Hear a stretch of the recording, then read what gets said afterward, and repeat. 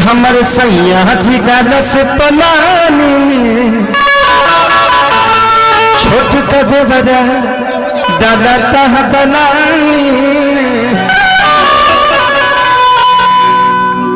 Last में हम एक रिकॉर्डिंग डांस इनके साथ कर देंगे, आप लोग का भी मनसा पूरा हो जाए। बताओ हमनी के नचावे खातिर कम से कम 1.5 करोड़ रुपया के खर्चा होला। तू लोग बताओ अमन भैया कहीं तो उपकारे न हो कि तू लोग मंगनिया में खेसारी के काजा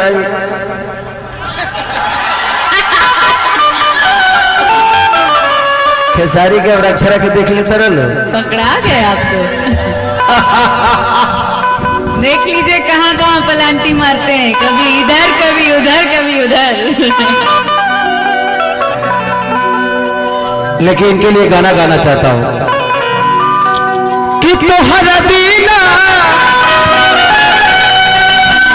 खाना पीना सोना ये रानी बेकार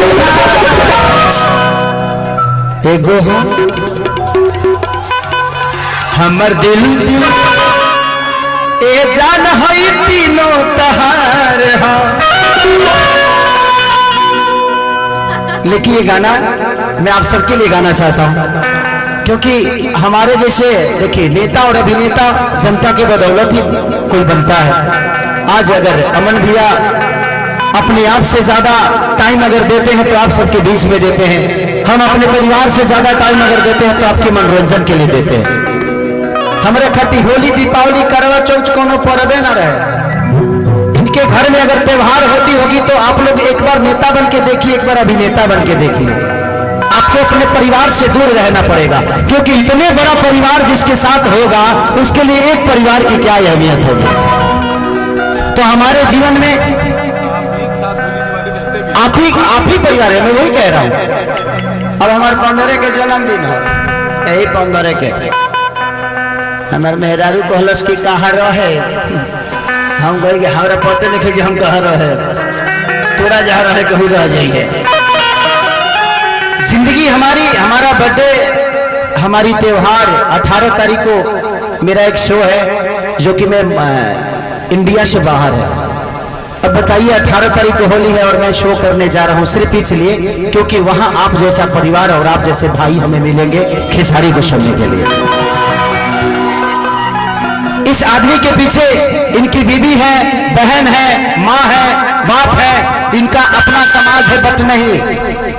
ये कभी दिवाली मनाते होंगे तो आपके बीच में आपके घर दिया बारते होंगे क्योंकि एक जिम्मेदारी आप सबने एक नेता और एक अभिनेता को ऐसा दिया है कि हम सिर्फ आपके लिए काम करते हैं, आपके लिए जीते हैं और आप ही के बीच में मर जाना भी कबूल करते हैं कि किसी दिन मरना भी होगा तो अपने पब्लिक के बीच में मर जाए। नहीं तो भगवान ने ना इनको कमी दिया है और ना ही मुझे कमी दिया है, लेकिन एक सेवा भाव है जो हम अपने जनता को इतना प्यार दे दें, अपने जनता को इतने ऊपर देखना चाहते हैं, चाहे वो शिक्षा के विषय में हो या स्वास्थ्य के विषय में हो, जो भी हो वो हमारा हो। अगर आप बीमार पड़ते हैं तो वो दर्द हमें होती है कि हमारा कोई अपना बीमार है, इसलिए हम आपके साथ रहते हैं। तो कोशिश रहती है और मैं पूरे यूपी चुनाव में किसी के पास नहीं आया, ऐसा नहीं कि खेसारी को किसी ने बुलाया नहीं, वहां मेरा जहां व्यक्तिगत रिलेशन होता है वहां मेरे लिए पार्टी मायने नहीं रखती है, वो सख्त मायने रखता है। मैं पिछली बार भी आया था और इस बार भी आया हूं। मैं उस इंसान के लिए आता हूं जिससे मेरा व्यक्तिगत रिलेशन होता है, जहां मुझे अपने परिवार की तरह एक फीलिंग मिलती है। मैं इस घर में जब भी आता हूं तो मुझे एक छोटे बेटे का आभास होता है कि एक छोटा बेटा कहीं गया था, ये त्योहार में आया हुआ है। और आप जैसे ऐसे लोग हैं कि मैं जीवन में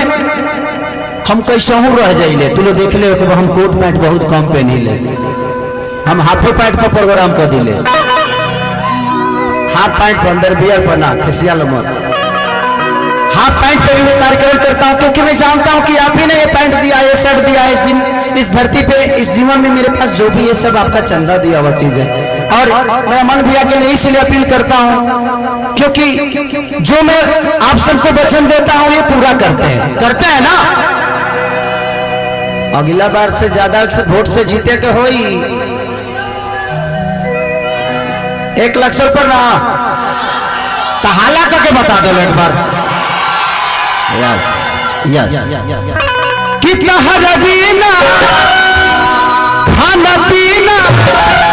कि सोना ये राजा दे एगो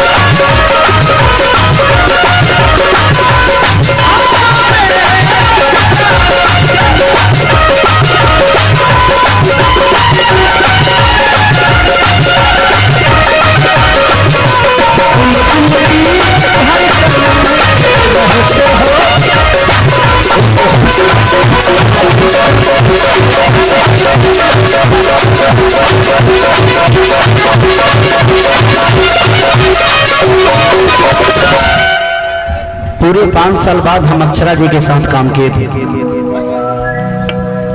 कि जब से दूरी बैलू हो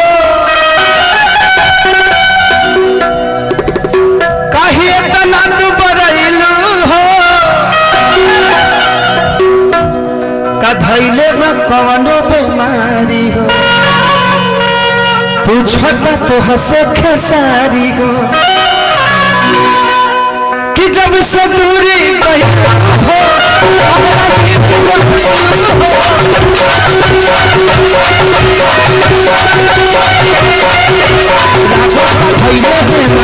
पूछेगा तो हंसे खेसारी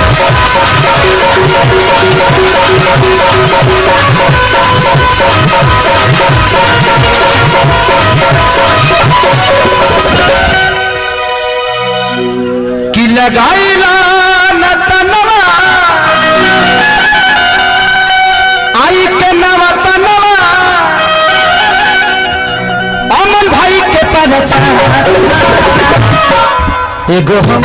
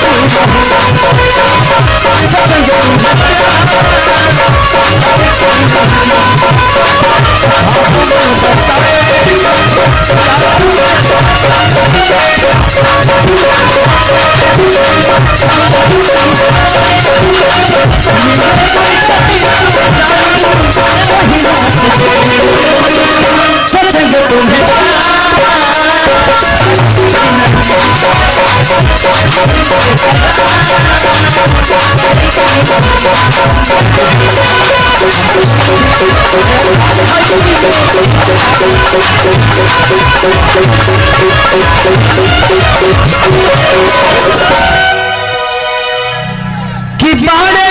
है साथी हो अमन मणि तेरे पाथी हो कि पुराना तनव के बेटा हो तू ही लोग ना दहल नेता हो कि पुराना तनव के बेटा हो तू ही लोग ना दहल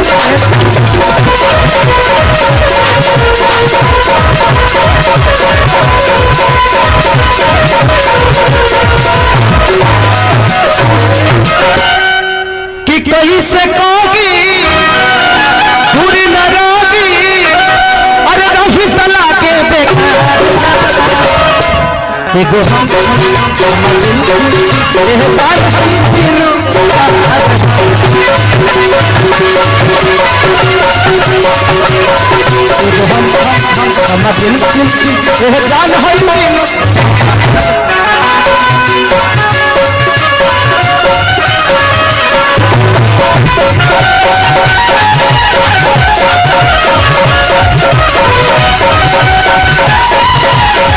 हम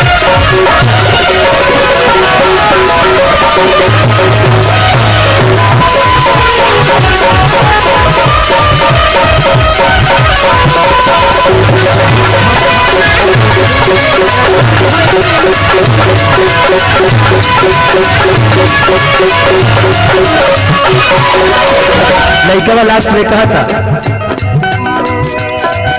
कि पहले हमारे रहल हो अभी हमारे दारू हो भले पिटाए के परिए जा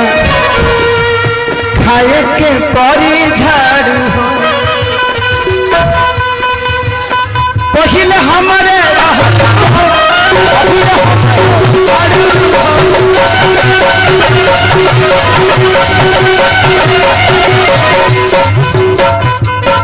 कि बनी जा तुम मुझ में हजारू हो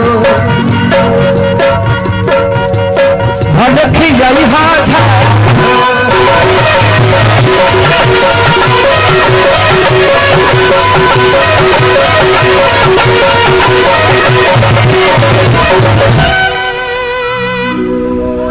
कि खाए बिना खाना नौतनवा के दीवाना कि मन न काबो एगो हम दिल तेरे साथ हसीनो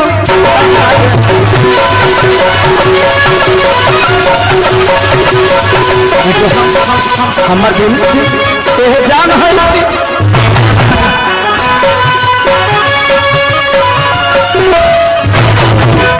सुनाए रानी कहतानी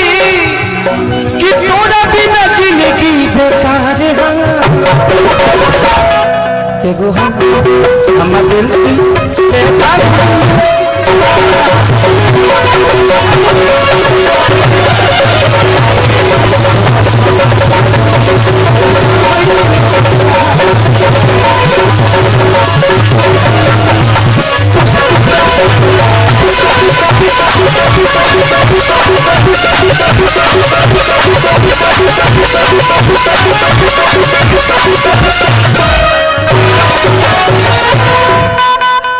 कि गोरी तेरी चुना